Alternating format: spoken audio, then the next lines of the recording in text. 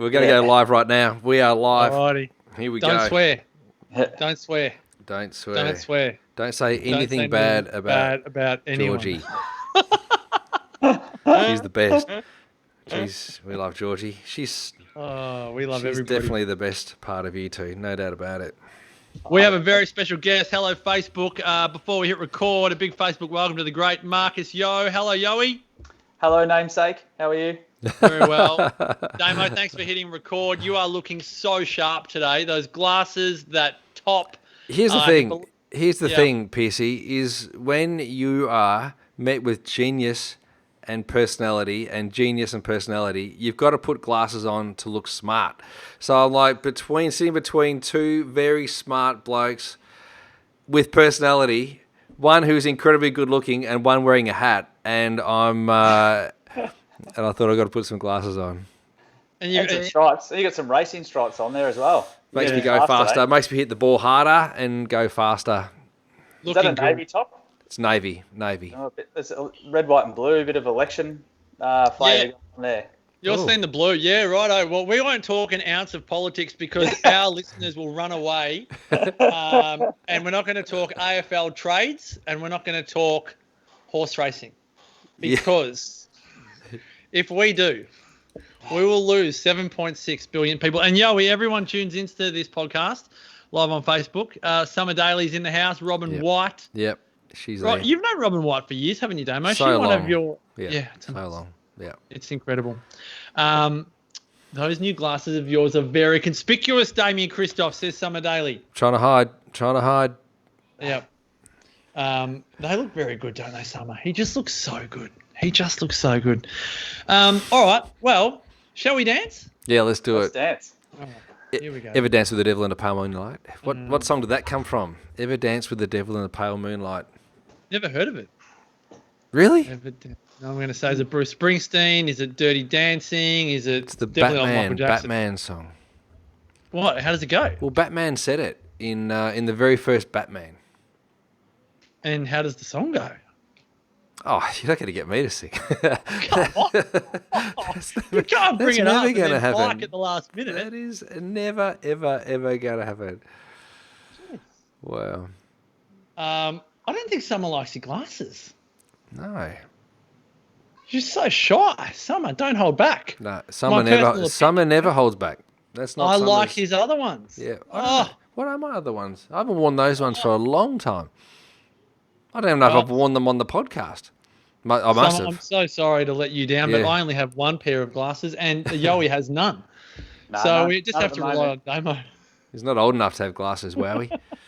Not yet. All right, just here get we some go. blue blockers just to fit in. Yeah, just to fit in. Go on, find some. Did have some. I could put my blue blockers on. That'll really go. All right, here we go. In 3, 2, and 1. Hello and welcome to 100 Not Out. I think episode 397 or 8, a weekly show dedicated to helping you master the art of aging well. Marcus Pearce here with you. And as always, it gives me great pleasure to head south down to Melbourne. They're out of lockdown. They can travel around the country. They are free as a bird. The great chiropractic extraordinaire, wellness guru, Dr. Damien Christoph. Hello, brother. Hello, brother.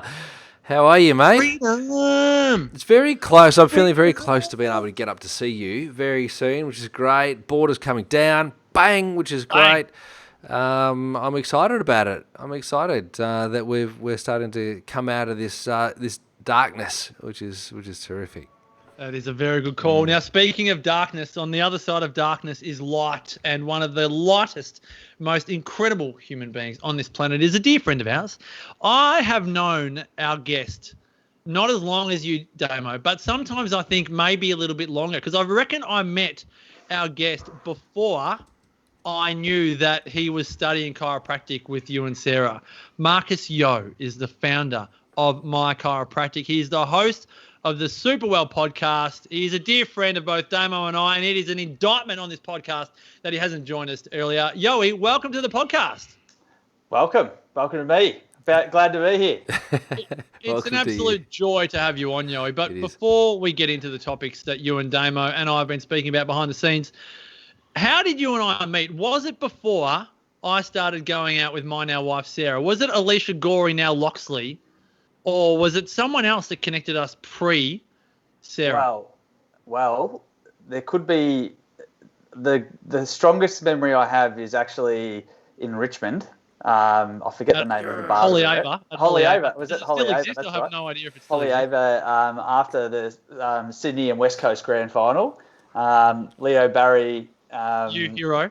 Yeah, the famous mark. Yeah, and then you were there with Sarah and Alicia, and I came along to the bar with DJ at the time, and then I don't recall what happened to him. He might have evaporated somewhere along the way. But then but we may have met earlier through other friends. Christian Mbezi. Yes. Yes. He's potentially a link that we've had too beforehand. But needless to say, you made the most of the impression you made early was that night in Richmond. That was a fun night. It was a good night. It was a good night. Now, I said pre-recording, and I know I've stepped my foot in it here.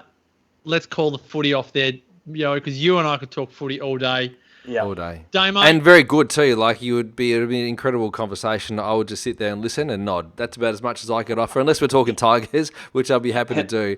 I'd only be able to nod. That'd be my contribution to that conversation. Now, there will be times today, Piercy, that I will accidentally call Yowie Wowie. And the reason why I call Yowie Wowie is because Yowie goes to see my accountant, and so we have the same accountant. Anyway, Yowie used to walk into the accounting office, or you would be speaking to my accountant, and he would get called Yowie because my accountant didn't know how to say it properly. Around the office, he was known as Yowie. Anyway, one day he went into the office, and one of the accountants who really took a fancy to Yowie said, "That's not Yowie, that's Wowie." And so from then on, Yowie has been known as Wowie ever since then. So we will be calling. I might drop in to call him Wowie from time to time, but I don't want to detract. Obviously, he's a very good-looking man, but I don't want to detract from his brain, because his brain is unbelievable. He got the Ducks of the university when I was at RMIT. I had to leave RMIT because the competition was too fierce, and so Yowie pulled up. He got the big prize there, and he continued. He's an ideas man. He continues to have ideas about so many things. Anyway, we've been chatting a lot since March about things, including coronavirus, and he's got some really fascinating, interesting, pragmatic opinions and ideas and angles of looking at COVID and the way out of COVID for Australia. And let's face it, given that ScoMo is getting phone calls from the rest of the world at the moment, how did you guys manage COVID? It's highly likely, in fact, it's probable that Marcus Wow will also be getting phone calls from the rest of the world as to how would he pull us out of COVID. That's what I'm thinking. So how have you viewed it, Yowie? I mean, it's been an interesting time. How have you viewed, these last 6 or 7 months? Well, just to quickly touch on the point that this is probably, I don't know how many podcasts you and I have been on together, Damo, but every single time you love to tell the Wowie story. So it's a great story. It doesn't, you smile so much each time. Anyway, I love it. Never wears thin, but that's okay. And Loz also says hi Wowie, and I reckon she reckons you're Wowie as well, don't you, Lozzie? No doubt about it. Thanks, Lozzie. Yeah. Good friend of BK's, actually. Good friend of BK's. All right. Well, actually, we weren't going to talk about horse racing, but there was a horse yesterday that was called Yow something, and I just put some money on it just because of BK. I don't think it did anything good, but anyway, because it wasn't Wow. That's probably why. That's what it was. Yeah. So look, Piercy, we were talking the other day, and I just said to Damo that I've had some interesting thoughts around this because I feel like one really big component of the conversation has just really been, at least in Australia, overlooked for some reason. I don't know what, and that's to do with the lifestyle relationship to disease, and how we live our life as a human being and what impact it has on us in terms of susceptibility to all kinds of diseases one being coronavirus, for instance. And there's another friend of ours who's a chiropractor who Damo's studying with in a course, and he's done a PhD, I think, or he's doing a PhD in public health, and his office is actually near the Chief Health Officer of Victoria, Brett Sutton. And I was talking to him. I actually posed a question: Can you ask him why they haven't addressed lifestyle-related factors as part of the response to coronavirus? He said his response was around the idea that they had to acutely manage the situation first. And from my end, I felt like that's a bit of a cop out, because there's opportunity that is presenting to us at the same time through this process to actually get gains in our health as a society. Yet we're just focusing on the limitations of the disease. So when I was talking to Damien, we spoke about the factors that lead to severe coronavirus. Okay, and we were talking, and Damo brought up the order. I'm not sure where you got that from, DK, but that being old, which is what people tend to assimilate with bad coronavirus outcomes, is actually number 6 on the list of risk factors. Yeah. And then the first 5 are actually lifestyle-based disease, with the first one being diabetes, obesity is in there, heart disease, and I'm not sure what the other couple were in there as well. It was diabetes, high blood pressure, heart disease, lung disease, and cancer, then followed by old age. Yeah. So, and look, cancer is probably to do with frailty as well. Not everyone who has cancer is going to have severe outcomes, but a lot of people who do have cancer are undergoing immune-based therapy, and that would leave them susceptible, obviously, to a bad outcome. But what I was saying to Damo is that, in Melbourne, we've had this lockdown that's been going on, that went on for months. And as part of that, there were doctors who all joined together to write this big letter and a huge push to the government to end the lockdowns because of the secondary negative consequences of lockdown on people's health and well-being, like mental health, inactivity and so forth like that. Other responses like not getting care, not getting checkups that could mean that they do have cancer that's diagnosed late. So they're not getting early intervention, which can lead to worse outcomes and so forth. Yeah. And so I said, on the flip side of this conversation is this conversation around, hey, if we know that diabetes, obesity, heart disease, high blood pressure are factors that lead to more severe outcomes with coronavirus, if we're trying to reduce the people, if we don't want to overload the healthcare system, if we don't want to have our hospitals too full, then surely part of the response, it would make sense to try and make people healthier and more robust, so that if they do catch the virus, they get it in a less severe manner, which means they're not going to head into hospital. But then the secondary positive flow-on response from that is that not just this year, but next year people will be healthier. If we have less obese people, less diabetes, less heart disease, if people are living in a way that leads to those outcomes, then it also is going to lead to less mental health issues, less cancer, less other comorbidities that arise in our society as well. So from a response perspective, I guess that was more one of the learnings I thought we could get out of this, is that we understand that these things lead to more severe outcomes.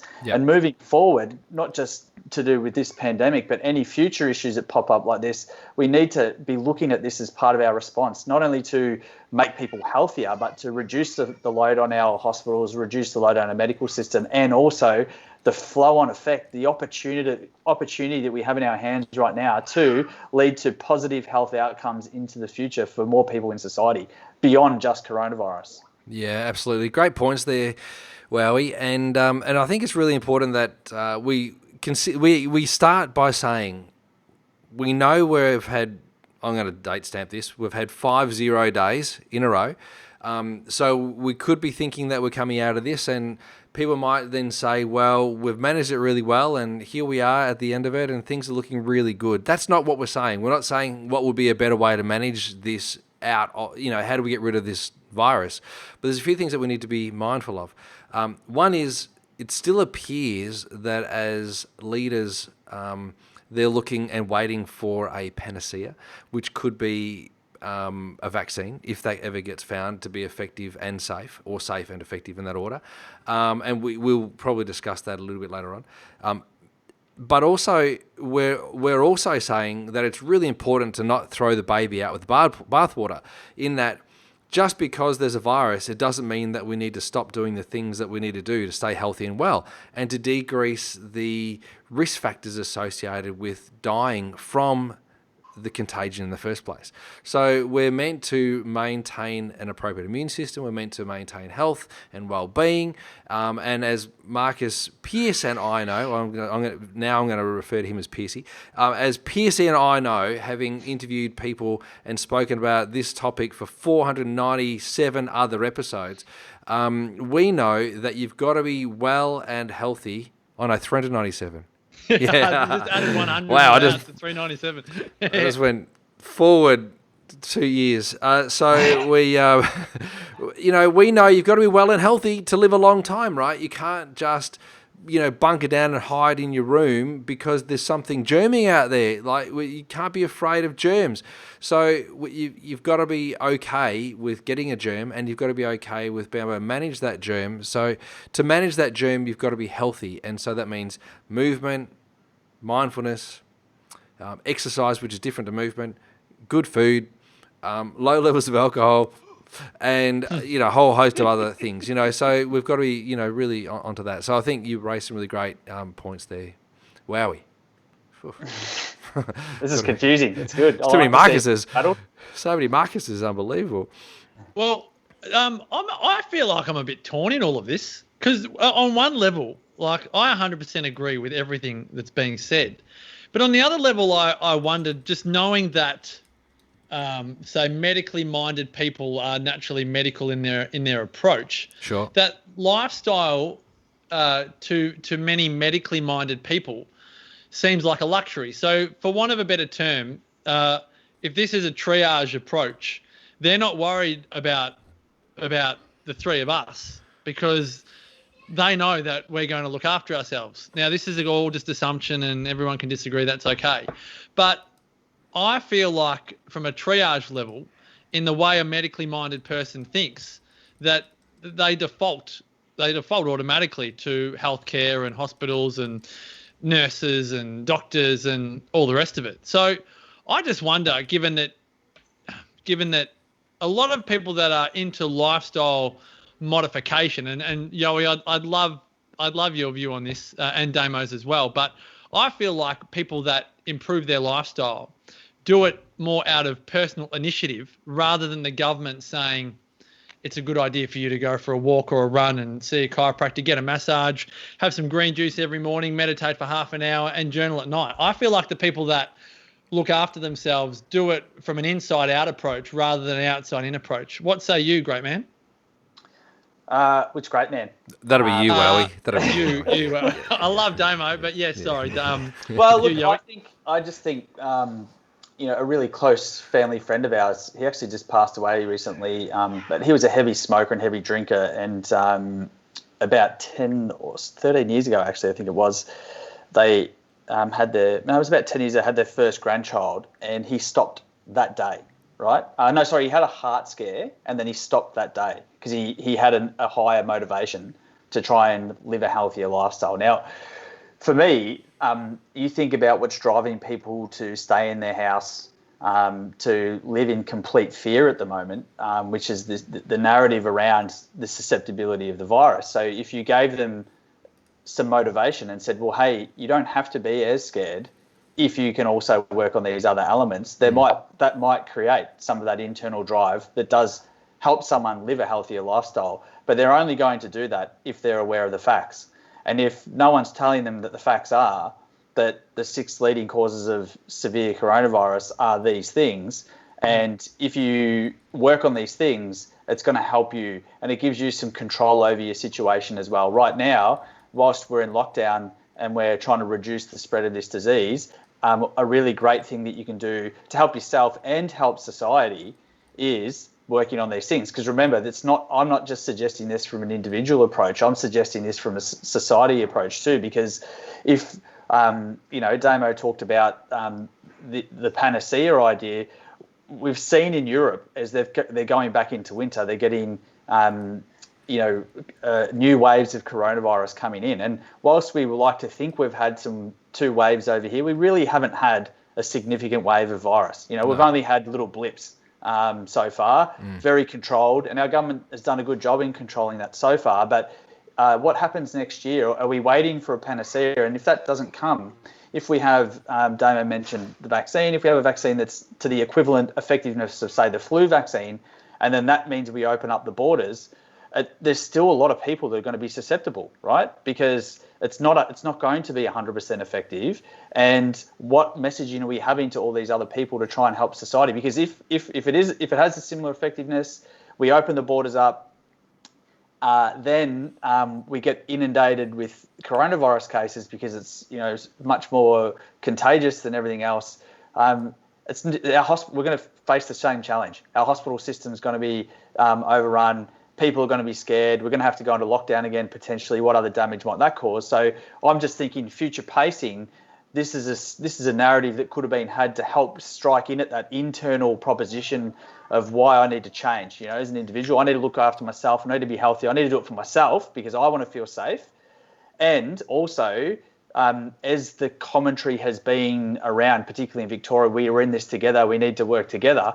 We could be using that same messaging attached to modifying our lifestyle so that it helps us together as a society moving forward beyond this point, right?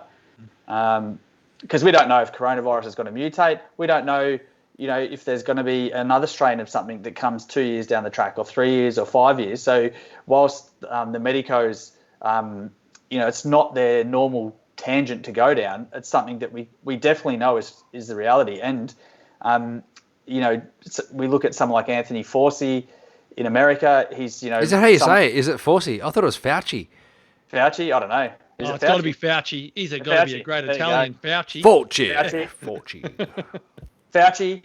So if we look at Fauci, we look at him, right, and he was quoted in an article in CNN where they were talking about different responses, and he was asked about, Sweden and their approach, and he says in there that they couldn't possibly do herd immunity in America because they have too much obesity, diabetes, and heart disease, and it would be catastrophic for them, right? So he's on the flip side of that conversation saying if we didn't have those things, it would be less catastrophic. Yeah. So, here's someone who's a leader in this response worldwide, who's acknowledging this lifestyle element to it, but we're not having anyone stepping up and saying, hey, by the way, let's try and put in some initiatives in place. Let's try and help society be healthy, Damo, I want you to go next, but here's the thing. Even if I was president of the US, I'm not going to come out and go, listen here, you're all fat, you eat too much hamburgers, you're eating bacon every morning, ice cream at night, white bread for breakfast, lunch and dinner, and if we all let you congregate together, you can't handle it. But I will say to my friends that are healthy and well with robust immune systems, none of us are worried about it because we don't buy into the rhetoric that it doesn't discriminate, because I think it's very clear that it does discriminate. The people that have, and that all contagion discriminates. It's contagious with lowered immune systems. You look at anyone with a healthy immune system, it's not really that hard to notice the good, the bad, and the ugly. But I don't see, this is why politics getting in the way of healthcare. No politician's going to go out and pass judgment on the respective health of their constituents, so to speak. But anyway, that's my little rant for the day.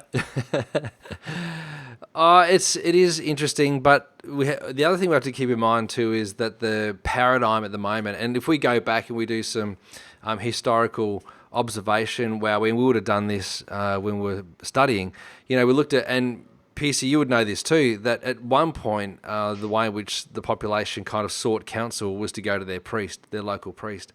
And there was a belief system in and around religion and faith, and that would be the way out. The current belief system or the current religion is science and medicine. And so that these days you either believe in it or you don't believe in it. But the fact of the matter is that it's not about belief. It's about whether it is or it isn't. And so what we do know in the evidence is that if you live a healthy life, then you decrease your risk factors of these 6 things that that were listed as risk factors for the death of COVID, right? So if you live a healthy life, you exercise more, you eat better food, you keep your blood pressure appropriate, you keep your waist small, and your BMI is appropriate under 25, and you do all these sorts of things, all these modifiable risk factors will decrease your risk of dying from COVID.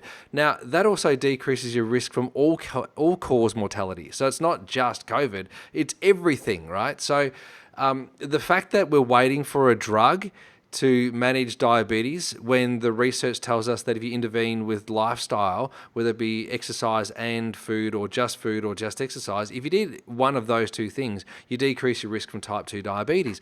So the fact that we're waiting to use metformin or another drug to try and decrease that just basically means that the belief in the medical system is far more powerful than the belief in the human body. And so people are still thinking that there's going to be a panacea, a magic bullet, a silver bullet that's going to come through and then save us all. But the other big thing that's happened over the last 20 years is this big push for vaccination to form immunity. Now, I just want to say this, that just because you get a vaccination doesn't necessarily mean you've got immunity. And this is yes, you could get immunity, but it may not be the case that they find a safe and effective vaccination for this particular virus. Now, the reason why I say that is, as human beings, we have an immune system that learns based on the environment. Now, if you add into your environment some protein that's inside a vaccine, you may mount an immune response to the protein in that vaccine. That could give you protection, but our immune system is incredible. Let's say, for example, we got chickenpox in the 80s. Did we survive it? The answer is yes. And did we build an immune system to it? And the answer is yes. These days, there's a vaccination. Did people get rubella and survive it? Yes. And these days, there's a vaccination to it. Now, just because you don't get a vaccination to something doesn't necessarily mean that you can't survive it. Now, it also doesn't mean that you've been given 100% protection from it either. So just because it exists doesn't necessarily mean that it's going to save your life. You have to take into your hands your life, and that is decrease the modifiable risk factors that we've just been speaking about. What are you laughing for, Piercy? Two things. I hope people rewind that. If you're listening to it, go back and listen to it, because you just spoke so much sense. So much sense. Now, there's two things I want to say. The people that I've spoken to, because I like to get a straw poll, would you get the vaccine? And the people that I've spoken to that have said yes, go yes, but I just don't want to go first. I want to see how other people go, and then I'll get it, which I think is an interesting response. And then the second thing that I want to say is what you were just saying, Damo, about lifestyle factors reducing your likelihood to develop a chronic disease. I highly recommend listeners go back to episode 42 of 100 Not Out. It was Professor Michael Woodward, who is so high up. He's the head of aged care at Austin Health in Melbourne.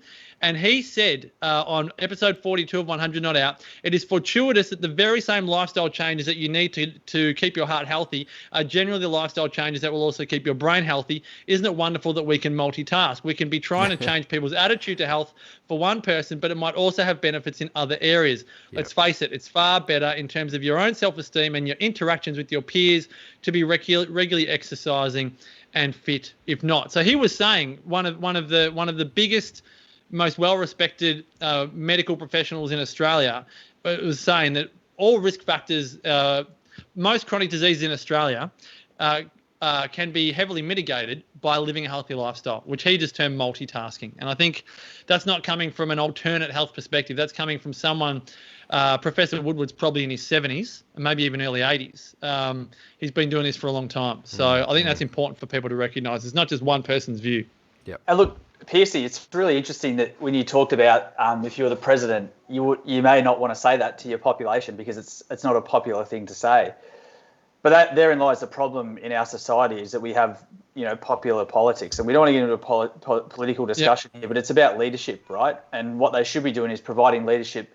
And we keep hearing it while we were hearing our press conferences down here, the decisions are being driven by the data, by the science, right? Now, the data and the science explicitly says that the number one risk factor for having severe coronavirus is diabetes. In Australia, we have 1.2 people who or more now that are type 2 diabetic. That's 5% of our population almost that are type 2 diabetic. So where has the correspondence been from our leaders to these people saying to them, hey, by the way, guys, you may not, and girls, you may not know that you are actually substantially more at risk of having a severe coronavirus outcome. At the moment, they're operating in the dark, right? Yeah. So how will they know without that information? So it's incumbent upon our leaders to give people the opportunity to change. Yeah. Now, in 2009, we had a government a report come out from the National Health and Hospital Reform Commission, and they said by 2032, the New South Wales entire state budget would have to be dedicated to chronic disease, right? At the rate that we're tracking. They know it. It's been there for a long time, and they know that leads to other negative health outcomes. So Professor Woodward, was it? I think you said. He's talking about the individual multitasking. I'm suggesting that this should be part of our approach moving forward as well for the rest of this pandemic until it disappears, and for any future pandemic, that we should be not just looking at stopping the spread, but we should be looking at enhancing the health of the population, because ultimately that's the most robust defence that we have in not overloading our health system, not overloading the individual body, is by having as healthy a body as you can have, right? And without access to that information, people are operating a little bit ignorantly because they don't know, right? But that's what the leaders should be saying. And if you're stepping out into a press conference every single day, it doesn't take much to turn around and say, by the way, this is just a reminder that the highest risk factors for coronavirus, these three or four things that are all lifestyle based. And whilst you're at home in lockdown, you've got an hour a day where you can go out and exercise. Here is a page on our website that tells you about appropriate ways to do that. Here are some people that we've linked up with that can tell you about a healthy lifestyle, healthy diet. They just have to create the links. Go to your local gym, work with them who can't open at the moment because they're in lockdown. But you pay your personal trainer to write you a program to do at home, right? You can help the economy at the same time. You're multitasking. You're helping people get well. You're helping society stay well. You're preventing future negative outcomes at the same time. It's just there was an opportunity there that has been missed to date, but it's not missed completely. It's something that we know now. It's taken a while for us to really understand and get grips of the whole coronavirus thing, what makes people susceptible, but the data is pretty clear. We should be really working on that moving forward, not just for this pandemic, but for all future illness. Really. I love this, Yoey. And I think the massive thing that you're saying here is that there needs to be more, like, if we were running the ship, we'd be putting more money into making ads sponsored by the government to say, buyer beware. If you have dementia, if you have diabetes or pre-diabetic, you must be extremely vigilant and actually, for want of a better term, incentivize a lot of the businesses related to health to support those people in the community to actually help them be healthy and well. Well, even in that, like at the moment, there's an advertising campaign, which you might have all seen, that says we're all in this together. Right? If you think about the millions and millions and millions of dollars that have advertised that we're all in this together, then if we are all in this together, then ideally we'll be all holding each other to account. Like we'll be going, hey, hang on a second. Like, how about, are you eating good food? Hey, hang on a second, are you okay? Hey, hang on a second, are you exercising every day? Hey, hang on a second, are you moving? Are you sitting down all day getting bot right? Holding each other to account would be really important. Like that would be a great strategy for we're all in this together, as opposed to just saying, just hang in there, wear your mask, stay home, don't go to work unless you have to, and then we'll find a vaccine that'll save your life. That's the wrong messaging, and that's what we're saying is that we need to get the messaging better. And so for all the politicians, for ScoMo, who I would imagine will be listening to this podcast, it'd be great for you to start having these open, frank conversations and letting people know. Some have commented before, I'm a type 2 diabetic. I've never heard before today that I'm more at risk due to that. There you go. It's like, this is amazing. what we're saying. And how unfortunate, that she doesn't know. And look, it's not just this virus. It's all viruses. It's all disease. Yeah. It's all disease. It's all cause mortality. Yeah. I like what you're saying as well, that now is actually a really good time. As sentiment is high, the campaign could actually be, look, this is great, but let's not be complacent.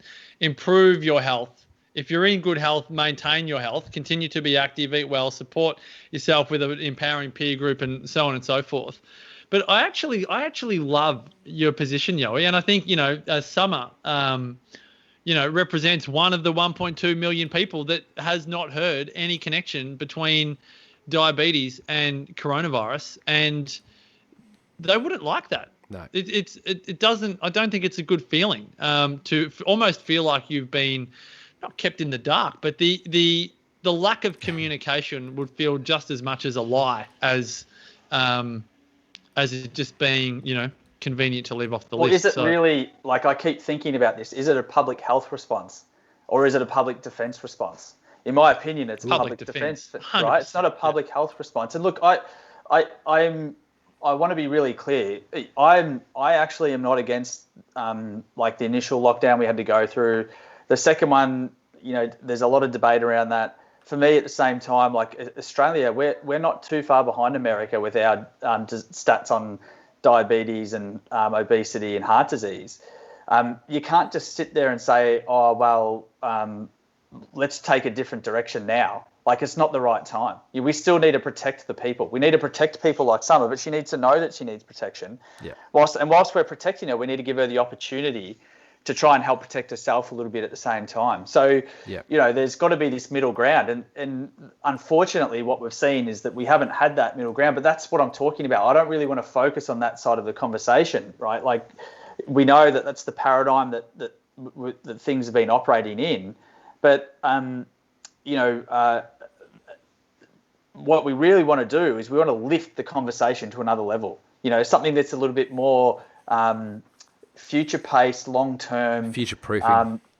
Future-proofing. Yeah. And we want. We could turn Australia into a blue zone through this COVID crisis. Yeah, there's a really big opportunity. We're learning a lot. We're learning a lot about the human body here, but the learnings are just not being spoken about. Which is a real shame. Yeah. I reckon the three of us could get a group of diabetics together, give them a what lifestyle. Are you doing, Peasy? What are you chucking around there? Softball. Give them a lifestyle overhaul. Yeah. And then inject them with coronavirus and see what happens. Isn't that what Wim Hof did? That's what Wim Hof did with his breathing method. Didn't he inject himself with the most obscene virus going around? Yeah. And breathed it out? E. coli, didn't he? Didn't he give himself he put E. coli? it. He had himself injected with E. coli and did his breathing methods. Yeah, because and they couldn't find it. I think again, I don't want to sound. I have really been detached from a lot of the statistics, but I do know that the large majority of the cases are mild. I would love to see what would happen if you injected an extremely healthy individual with the virus. And you just have to get them in touch with it. You wouldn't have to inject them, mate. Jeepers, don't get that. No, make it ratings. graphic, Damo. I'm a journalist. You've got to get ratings. You've got to get some. You got to get some cut through. It's not all about the ratings. What about public health? What about safety, Piercy? That's ridiculous. The Inject stuff you them. read in the paper. What's this all about? All of a sudden you made injections all good just because you want to do an article on it? That's ridiculous, Piercy. No, I'm with Yowie. I want to change the paradigm. I want people to actually do something about this. Yeah, me too. Well, me too. Go, I'm diabetic or pre-diabetic. Yeah. I want to do something. And if I saw someone being injected with coronavirus and was still bopping around, because I think that would be anyway.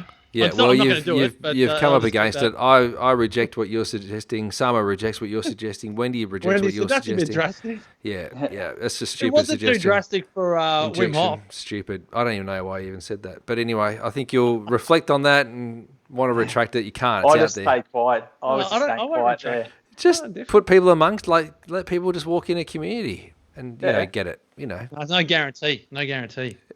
Good point. Not if they're Great healthy. point. If they're healthy, they may not. That's right.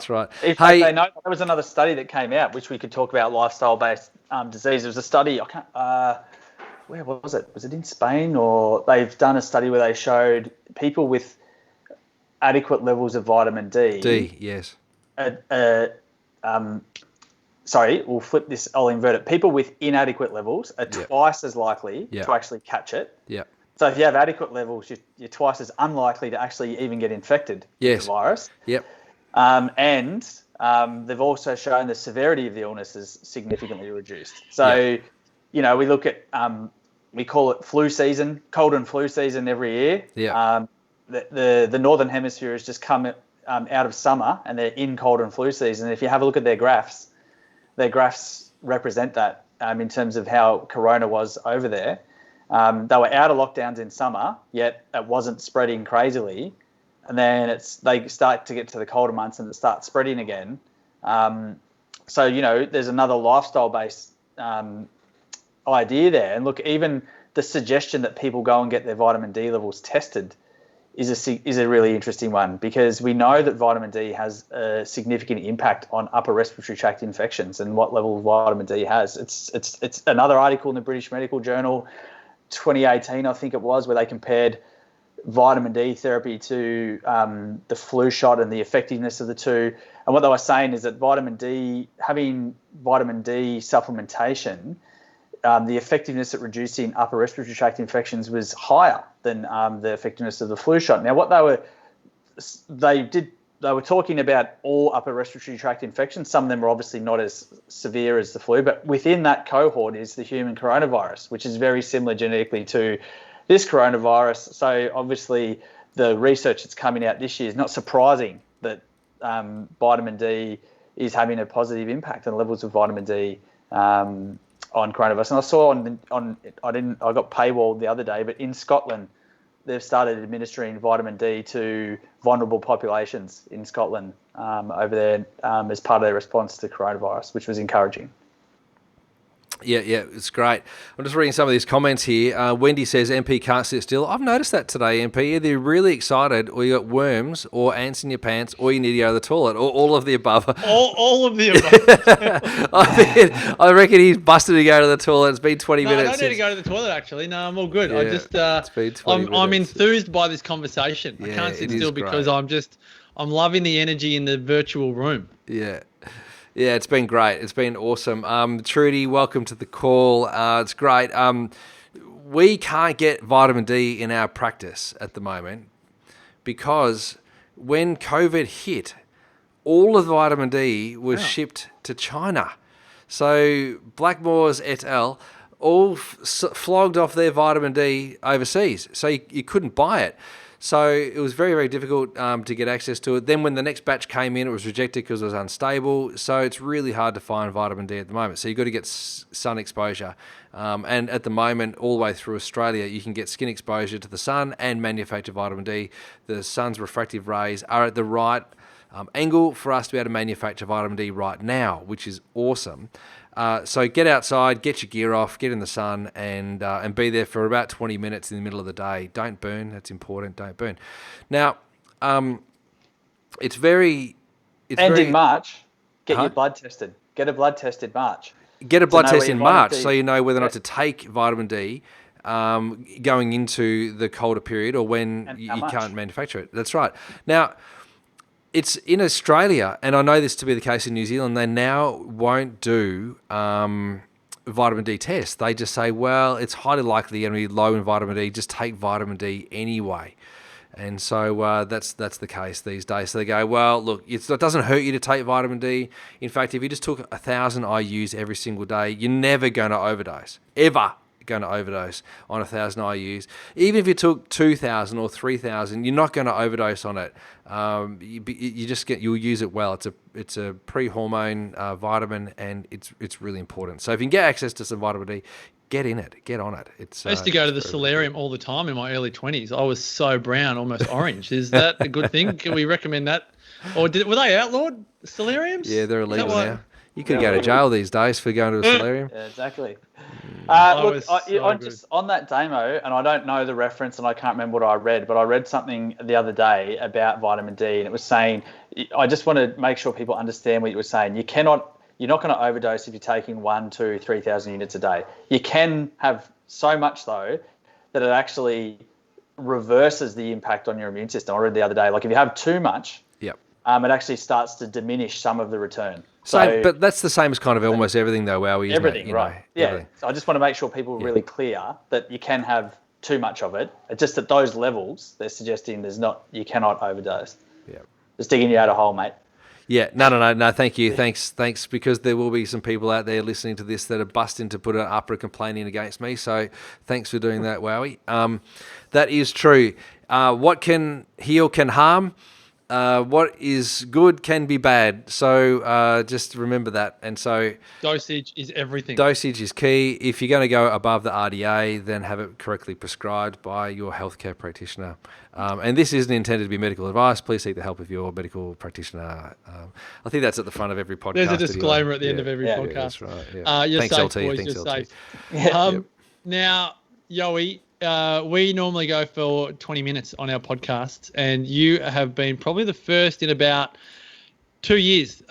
We have exceeded 40 minutes. This 40 minutes. Wow. is like a double episode in one. I know you have raised a lot of questions for a lot of people, and they can come and see you in person, Main Road, Eltham, at My Chiropractic. If you love everything that Yoey talks about, go to mychiropractic.com.au. If you are not local to Eltham, the best thing is Yoey has his own podcast, the Super Well podcast. Check it out where all good podcasts can be found. Marcus Yo, it has been a joy to have you on the podcast, and apologies sincerely that we haven't featured you on in one of the almost 400 episodes of 100 Not Out. It is an indictment on our friendship, but professionally, it is an indictment since we definitely shoulda, coulda, woulda had you on here earlier. I think because we did have you speak at a 100 Not Out live event 3 or 4 years ago, maybe we felt like we had nourished it. But I dare say we will have you on at least before episode 800. I reckon we can do it within the next 400 or so. Damo, what do you reckon? A return appearance? And even probably before episode 497. So I reckon we'll do that. We'll do that too. So, That's yeah, good. That's for sure. good. And look, I thought it might just be because I've started to get a few greys flickering in that I'm hitting the right demographic. Silver Fox Yeah. is Well- starting to. Actually, must say this. Shout out to people that do listen. My beautiful sister actually shared Damo, our Gene Kitson episode with her friends, and the following episode, which is about your upcoming birthday. And she actually laughed because one of our show bios, I don't know if it's in the podcast app or a website, but it said, "What do two blokes 45 and under have to do with aging well?" Really? And you're about to turn 47 or something. Yeah. And that was written when I think I was 32 or 33 and you were 39. So we might need to update the show bio because that doesn't apply anymore. Doesn't apply. I'm doesn't- almost middle age. Almost. You're just over a third of the way through. Yeah. How old are you, Yoey? I'm 37, mate. 37, 39, 46 going on 47. Love it. Yeah. I love it. Hey, I We're just young. want to say one more thing, just so that people, in case I'm just about to start doing a little bit more work on my Instagram and on my own website, so they can reach me there. That's where I'll be spending most of my time. Are you Insta famous these days? Where are you on the Instagram land? My handle is @DocYo, DOCYEO. And I've got a few videos up there actually that talk about when Corona first hit, about what makes someone healthy. There's a series on health, and then there's a series on using your time that people can look at. And then I've got a website that I had redone in the middle of coronavirus, but with all the government regs and me trying to run my practice, I haven't been able to get back to it for a little bit, but I'm about to start throwing up some information there. And there'll be a series I'm going to call Professor Rona, which is all about these learnings that we're getting along the way and what we could be doing. And what's that website, Yoey? Give it a shout out. Just marcusshow.com. Marcus Yo, that's YEO.com. Damo, as always, thanks for your wisdom, great man. Great episode, Piercy. Great episode. Thank you very much, and thanks for letting me bring my friend on. I've been asking you for a long time, so thank you.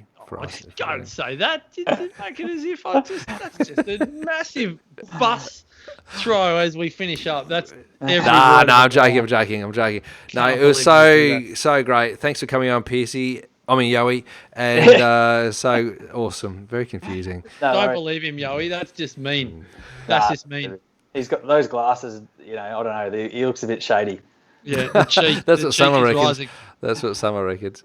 To find out more about that man that just spoke those words, go to DamienChristoff.com. That's Damien with an A. And to learn more about myself, go to marcuspierce.com.au. Thanks to Joseph Tomo, our editor, Cielo, who does all of our social media. And until next time, as always, continue to make the rest of your life the best of your life. Bye for now. All righty. All right. Don't say any swear words yet, Wowie. We're still live. We've just I'm not stopped the saying any recording. words. That was good. It went Well done. fast. Yeah. Thanks, Facebook. Must have been those stripes on your top. Speedy. They make you go fast. Racing stripes, mate. Imagine if I had racing And, stripes down the middle. That'd be unbelievable. Yeah. Wow. Joey Summer Daily says Marcus looks like he's in his early 20s. Yeah. Oh, wow. Wow. There's a lot of That's girls on right. here very Wow. impressed with Wowie. In fact, Loz Michelle is very keen to make the trip out to Eltham, I can tell. And Well, here comes my little Fred. Here he is. Where is the little? I've got to Here's actually Georgie. get. Freddie! I've got you guys talk. I've got to get a nappy. Hold on a minute. Freddie! Hey, Freddie. There's Elkie. Baby number 2. Here's Elkie. Hello, Elkie. Elkie, cutest little Hey, girl I've got my ever. earphones in. Let's pull them out. Can you pull? Get them, squash them in, because they've got to get you in the Hang on. frame. What's Squash going them on in. here? Because we've got split 3 ways here. Oh, little souls. There we go. There we go. There we go. That is gorgeous. How good's It's that? Fred. How good's that? Hello. Freddie Your and Melbourne supporter, Elkie and Fred. Georgie's in the background there. This is the team that makes Wowie so good. So Yeah. good. In fact, Behind Really? every good man, behind every wow man is a wow wife and wow kids. Oh, beautiful. Absolutely. Absolutely. How is little Fred? How old is he? 5 months today, actually. Oh, that's Oh, beautiful. Freddie, 5 months. Well done, Freddie. Yeah, Elkie, I reckon Freddie will be speaking soon. What do you think? he's trying to. He's just been chatting downstairs. hasn't he,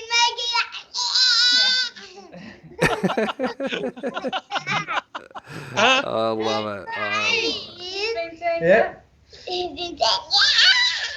You tell Damo and Marcus, what did you just watch? What documentary was it? It was David Attenborough's Ark. Oh. Yeah, he's on. Yeah. Oh, is it? Yeah, Spotify one. What does he choose? What's on his ark? What does he have to choose? Oh, you 10, don't want to tell them? 10 animals, doesn't he? Yeah. 10 in animals. Can you tell them 2 of the animals that he chooses? There's one that's like a pangolin. A pangolin, yeah. And what else? There's another What's that one little fish thing that he gets? What's that one called? called, An own. That's An on. right. On. I don't know what that Yeah. is. Looks like an axolotl. You're right. I actually had to look up an animal the other day that Elkie had referred to on Instagram once before. And it was a caiman. I have no idea what a caiman was. And I was Oh, like, like a, crocodile. yeah, it's like a crocodile. It's a different part of the world. It's in America. But when a panther eats a caiman, right? Like, I had no idea. It's not a panther. It's a jaguar. Oh, a jaguar. That's right. When a jaguar eats a caiman Lightly cream-colored one. and it Yeah. sticks its fangs in its neck and its throat and it was amazing. Like, And that's how it chokes it to try and stop it from wriggling and biting it. Yeah. yeah, right. Okay. Goes straight up the riverbank to feed itself. That's Yeah, right. Yep. right. Not sensitive to the life cycle, that's No. for sure. No. Probably to decorate its own home. Decorated, so it's going to lay a rug down. It's going to mount its head on the wall. Now, I don't want to love you and leave you too quickly, but my family is about to paint the town or the whole house red with dinner in a moment. So Love it. I might love and leave. Yeah, the tribe. let's head off. This is Yeah. unbelievable. So good. Thank you, PC. Thank you, Wowie. Thank No you. worries. Thank you, Thanks, Georgie, Georgie, for bringing for the kids on lending us screen. Wowie for an Unbelievable. No worries. Yeah. Good to see you. You Yeah, too. see you all. too. You've been live on Facebook, Georgie. I don't know if Wowie kind of tipped you into that one, but you've just gone viral. You're all over the internet now. She doesn't have Facebook, so she won't know. That's all right. All right. Oh, no. Donald Trump's just commented, says cute kids. This is When oh, you said paint the town red, I thought you might have been referring to him. But anyway, that's no, just Okay. about to go crazy out there. Yeah. Alrighty. All right. See you, Marcuses. Thanks, See you, guys. Wowies. See you, Facebook. See ya. Thanks, Bye. Thanks everybody. Bye, bye, Bye. bye. Bye.